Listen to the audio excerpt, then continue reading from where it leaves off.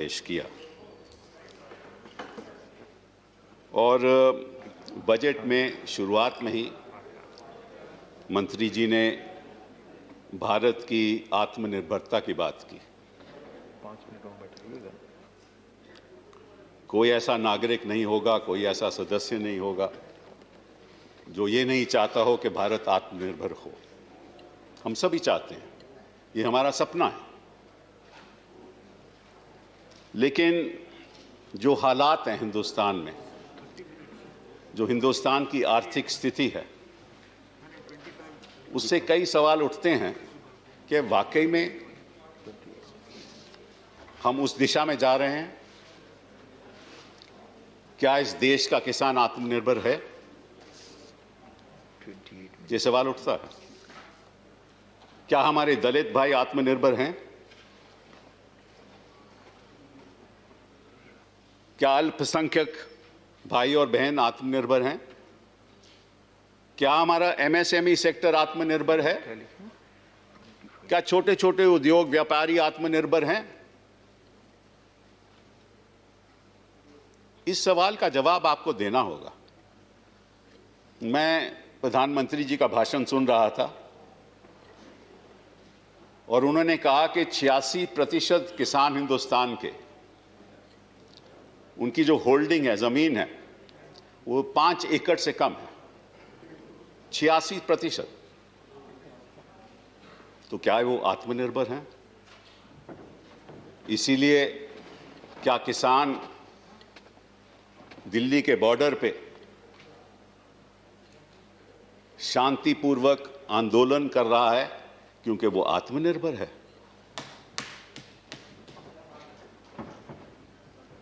ये सवाल का आपको जवाब देना होगा। भाषण तो हो सकता है,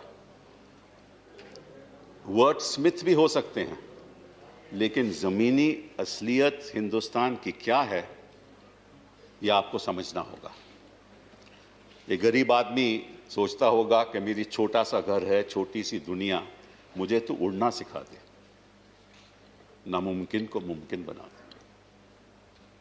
वो ऐसी उड़ान चाहता है कि वो आत्मनिर्भर हो। तो पहली बात तो ये, और कुछ मैं आंकड़े आपको बताऊंगा जिससे साफ जाहिर होगा कि ये एक खोखलापन है। दूसरी बात जो मैं आज आपके सामने रखना चाहता हूं कि दी budget is a very contextual exercise.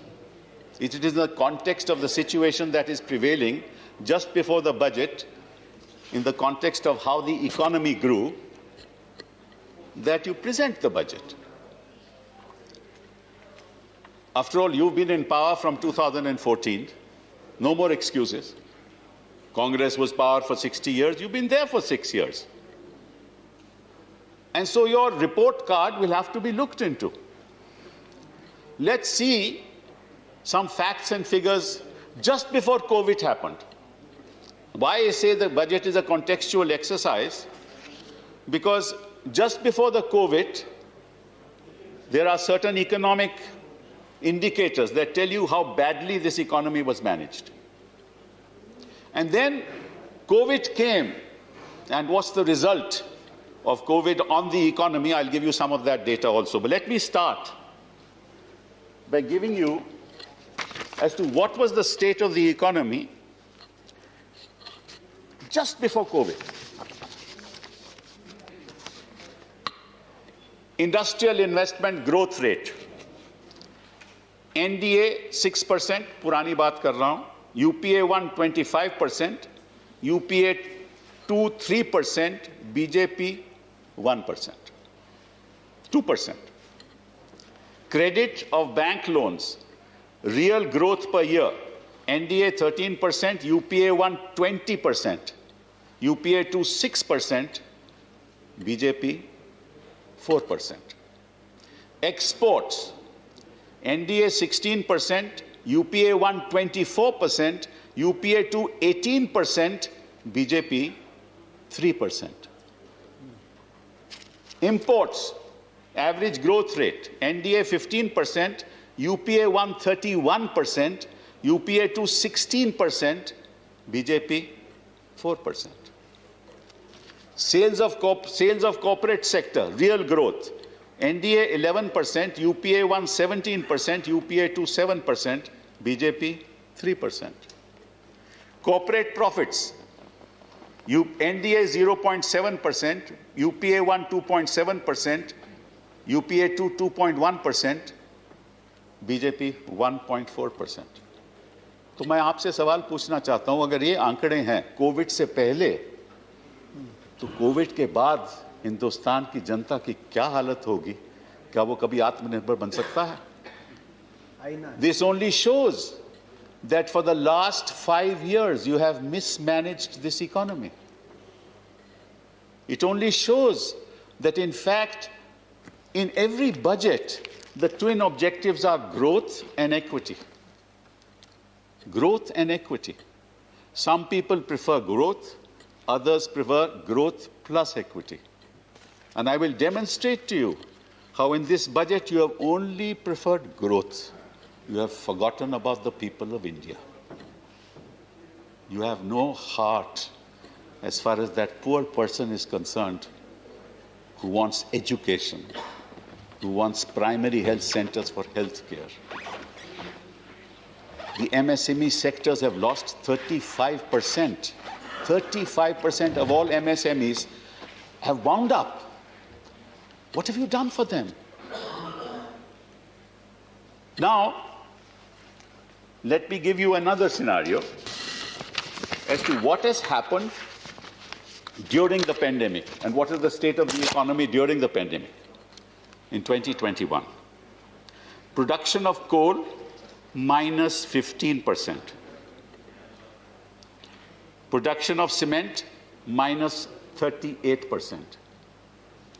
Consumption of steel, minus 56%. Total telephone subscribers, minus 2%. Commercial vehicle sales, minus 84%. Cargo handled at major seaports, minus 19.8%. Cargo handled at airports, minus 57.2%. And these are figures from the Ministry of Statistics and Program Implementation. These are not our figures.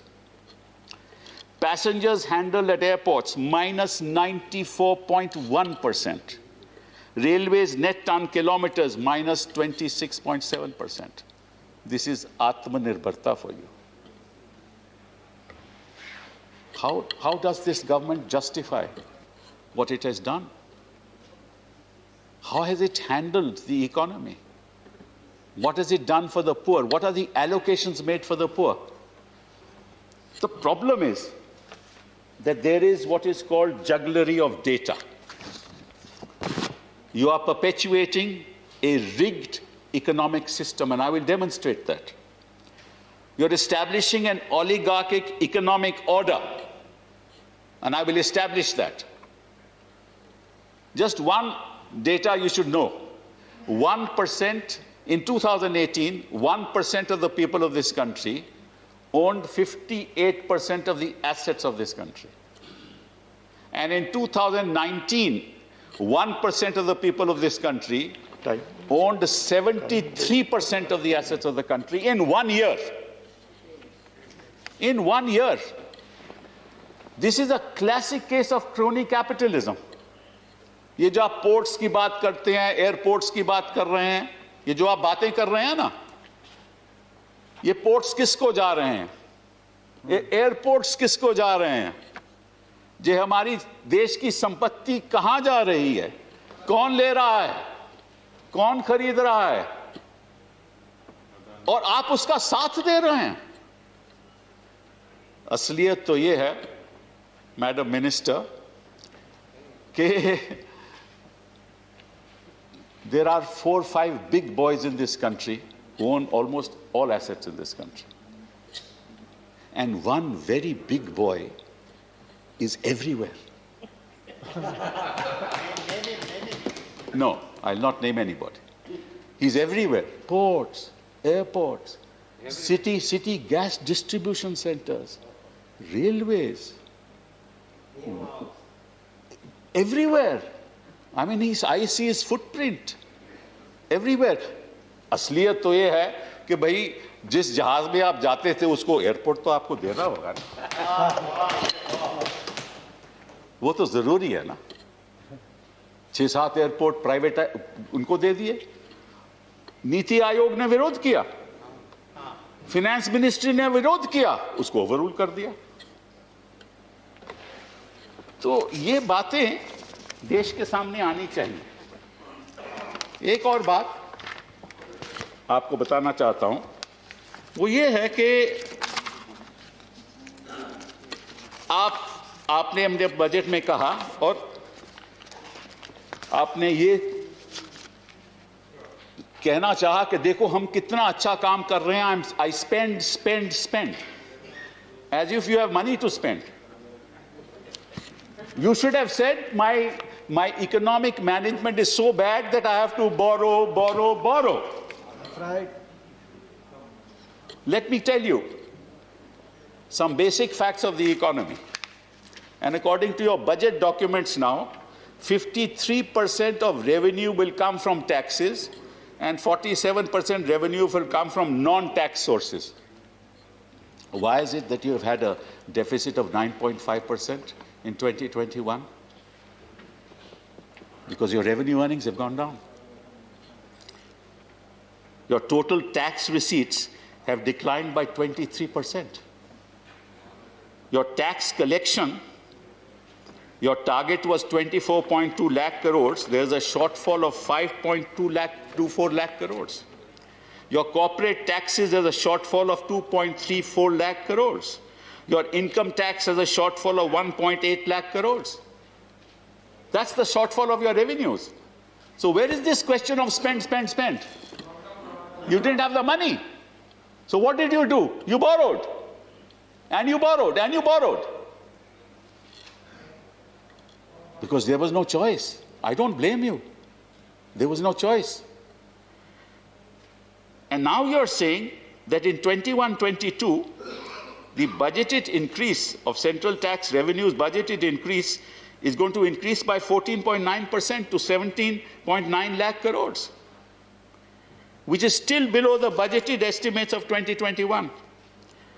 And further, all this projection is against a backdrop of an expected increase in nominal GDP of 14.4% or real GDP of 11%, which in fact has plunged to minus 7.7% in 2021.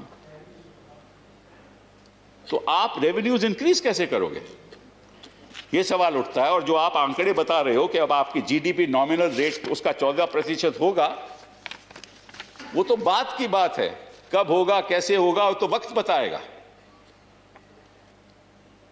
और problem ये है कि आपने पिछले साल, क्योंकि आपके पास पैसा तो है नहीं और था नहीं, आपने सोचा कि भाई हमारी डिसइन्वेस्टमेंट टारगेट्स जब हम मीट करेंगे तो हमारे पैसा मिल जाएगा। तो आपके disinvestment target for 2021 was what? 2,10,000 crores. What did you achieve?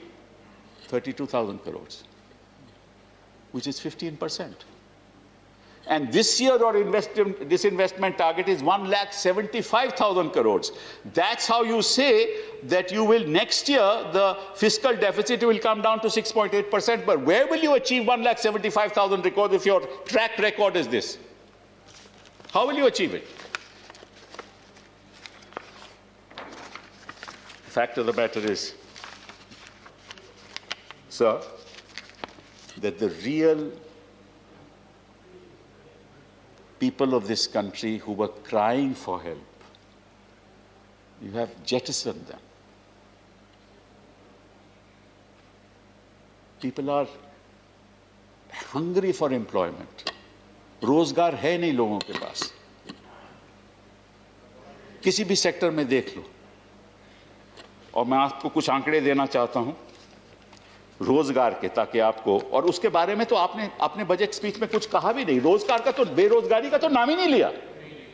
आपके इकोनॉमिक सर्वे में भी, वॉल्यूम 1 में भी रोजगार का कोई जिक्र ही नहीं है, क्योंकि आपको क्या परवाह है, आपके लोगों को रोजगार मिल रहा है, देश की जनता को नहीं मिल रहा। The Center for Monitoring of Indian Economy, CMI, said that 120 million lost jobs during lockdown. What have you done for that 120 million, I ask you, in your budget? In December 2020, the employment was 14.7 million, which was below pre-COVID levels. In January 2021, it was 9.8 million below COVID levels. 21 million jobs were lost by salaried employees. 21 million jobs.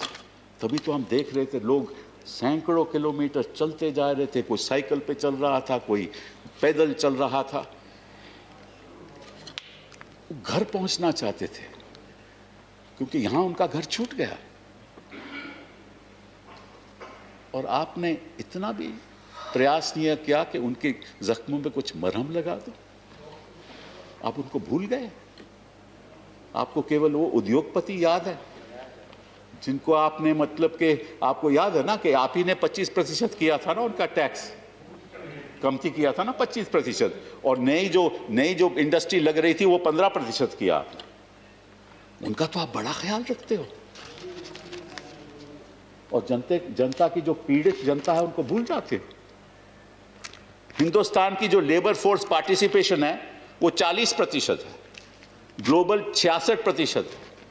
Female labour force participation यहां 23% है, बांग्लादेश में 30%, Indonesia में 39% और Thailand में 45%। और मनरेगा में भी आपने एलोकेशन कम कर दिया भाई 35%। क्यों किया? वही तो एक साधन था लोगों को कि मनरेगा द्वारा उनको कोई रोजगार मिले। और आप टेक्सटाइल पार्क्स बनाने जा रहे हो, इंफ्रास्ट्रक्चर बनाने जा रहे हो, वो कब बनेगा? आपको मालूम है ना कि इन चीज में वक्त लगता है। अब 6 साल तो आप हो गए, इतने वक्त में भी आप कुछ ज्यादा कुछ कर नहीं पाए। वो तो आंकड़े मैंने आपको बता दिए। तो जब इंफ्रास्ट्रक्चर बनता है तो उसकी प्रोजेक्ट रिपोर्ट बनती है, उसका लैंड एक्विजिशन होता है, उसके बाद एलोकेशन होती है, उसका फिर इंप्लीमेंटेशन होता है। ये साल तो ऐसे ही निकल जाएगा। तो आप एक दिलासा दे रहे हो हिंदुस्तान की जनता को कि देखिए हम इतना इंफ्रास्ट्रक्चर में इन्वेस्ट करेंगे, हम 6-7 टेक्सटाइल पार्क बनाएंगे तो जनता को रोजगार मिलेगा। कब मिलेगा मंत्री जी? हम आपसे पूछना चाहते हैं, आप वादा कर सकते हो कि मिलेगा? वो पीड़ित लोगों को मिलेगा? रियल एस्टेट सेक्टर की अनसोल्ड इन्वेंट्री पड़ी हुई है, उनके भी आपने इंटरेस्ट रेट कम नहीं किए। Telecom sector is in a debt of 8.55 lakh crore, उनको आपने क्या दिया? No relief for the mining sector. Aviation has projected losses of $6 to $6.5 billion in 21। आपने उनके लिए क्या किया? Tourism and hospitality have lost 90,000 crores, over 5 lakh jobs। उनके लिए आपने क्या किया? एग्रीकल्चर, वो भी एलोकेशन आपने कम कर दी। किसान सम्मान निधि जो 65,000 करोड़ थी, करोड़ है, पिछले साल जो 75,000 करोड़ थी, वहां भी आपने कम कर दी। 10,000 करोड़ कम। प्रॉब्लम तो ये है ना कि जो किसान मांग रहा है ना, उसकी मन की बात तो आप सुनते नहीं, अपनी मन की बात हमेशा कहते रहते हैं। किसान क्या कह रहा है आपको? किसान कह रहा है कि मुझे एमएसपी चाहिए और आप कानून उसका बना दो। आप कहते हैं नहीं, हम कानून नहीं बनाएंगे क्योंकि जो प्राइवेट सेक्टर है, जो प्राइवेट ट्रेडर है, उनके पास आकर वो उसको एमएसपी से ज्यादा देगा। ये आपका कहना है, ये प्रधानमंत्री जी कहते हैं, सभी आपके मंत्री लोग कहते हैं कोई नुकसान होगा ही नहीं किसान को क्योंकि उसको एमएसपी से ज्यादा मिलेगा। अगर उसको एमएसपी से ज्यादा मिलेगा तो फिर क्या प्रॉब्लम है? आप कानून में बोल दो कि एमएसपी के साथ कम वो खरीदेगा नहीं, क्योंकि आपका मानना है उसको तो ज्यादा मिलेगा। और ये जो आप एक्सपेरिमेंट कर रहे हैं ना, ये अमेरिका और यूरोप में एक्सपेरिमेंट हो चुका है। और कुछ मैं आपको चौकन्ने आंकड़े आपको बताना चाहता हूं अमेरिका से जुड़े हुए, और शायद आपको अमेरिका में 2020 में, क्योंकि अमेरिका के only 1.5% of the are farming in America, because everything has been corporatized. People own thousands of acres of farmland. Why did this happen? Because people thought that the farming sector will be very progressive and will earn a lot of money, and the farmers will benefit. But let me tell you just one figure. Between 2010 and 2006,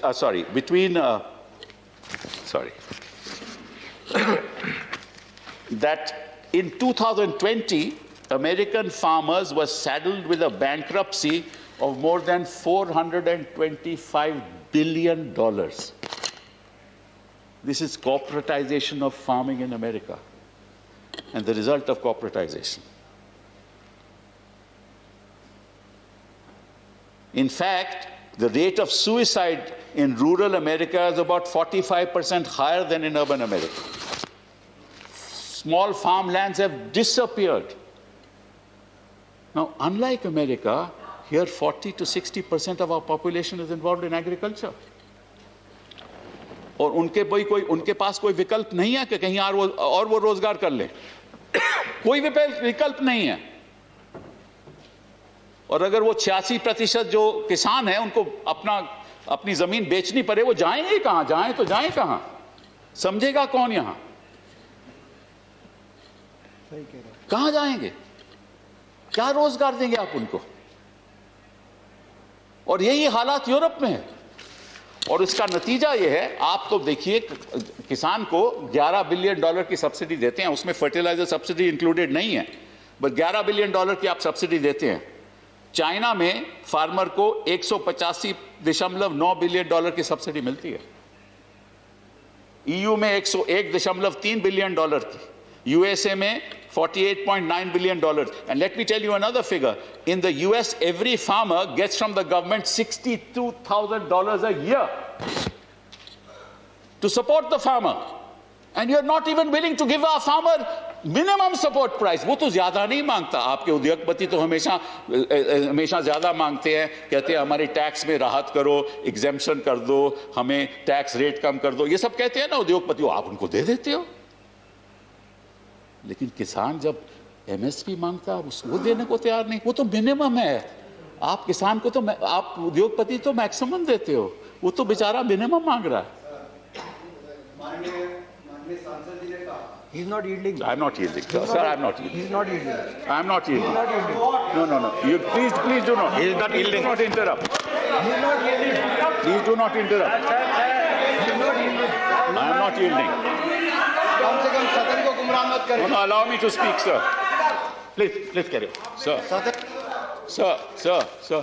So let me now come to two or three other topics which I just want to touch, because I have only 25 minutes and I'll finish within that time. Sir, the finance minister very well knows that there is a ministry's report, Reserve Bank of India's report of July 2020, because the finance minister has suggested that all the NPAs, and the NPAs are now, are snowballing, all the NPAs will be transferred to a new asset reconstruction company. And they will then be managed by an asset management company. And then the scheme seems to be, because the details of the scheme are not with us, but broadly, what you say is that the net worth of an NPA will be determined after minusing the provisioning in the bank accounts, in the accounts of the bank. And that, of that net worth, say that net worth comes to 100 crores. Just give an example. 15% will be paid in cash to the bank, and the balance 85% will be a sort of a haircut for the bank, right?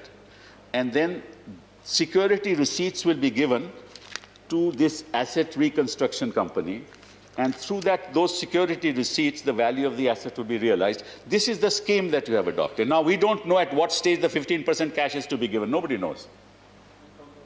And from where?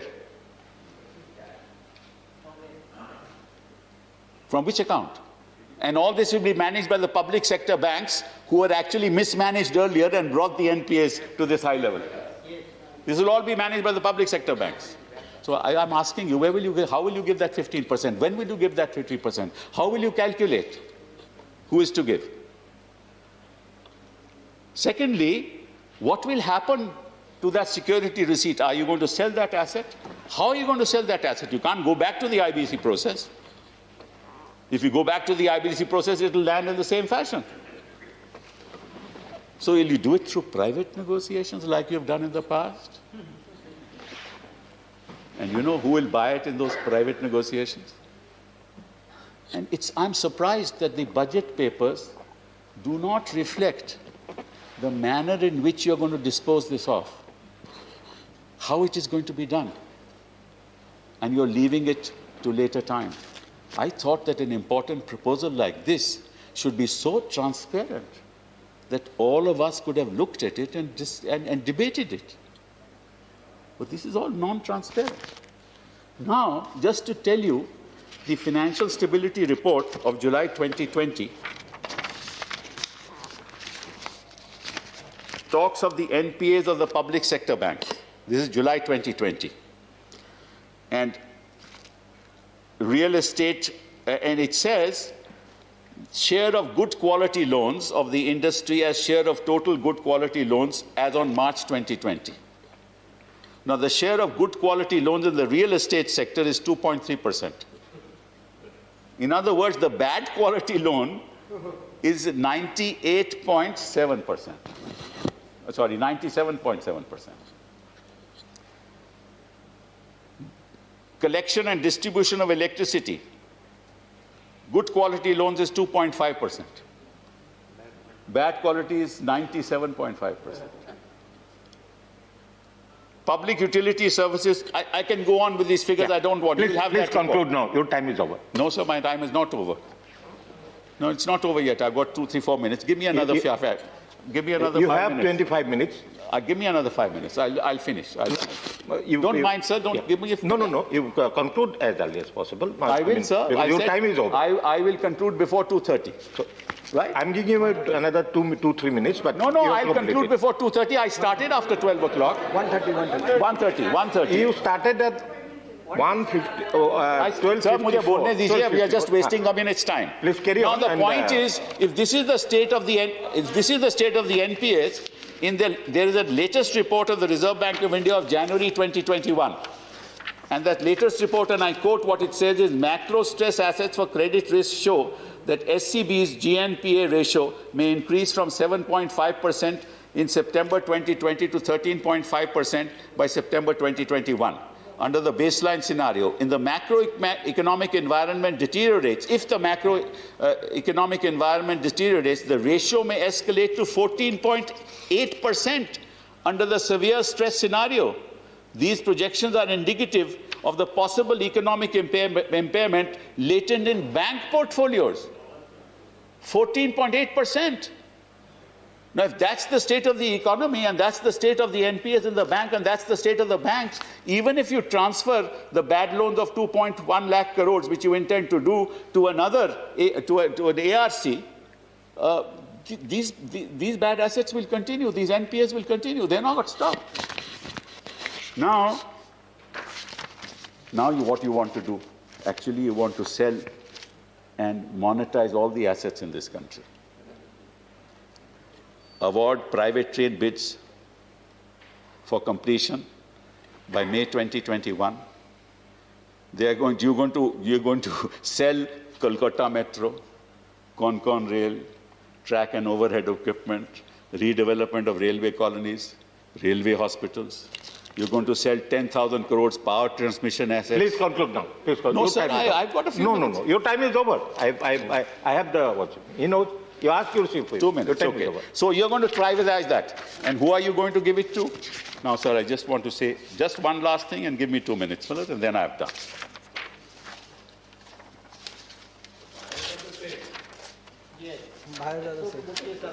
You have other speakers also.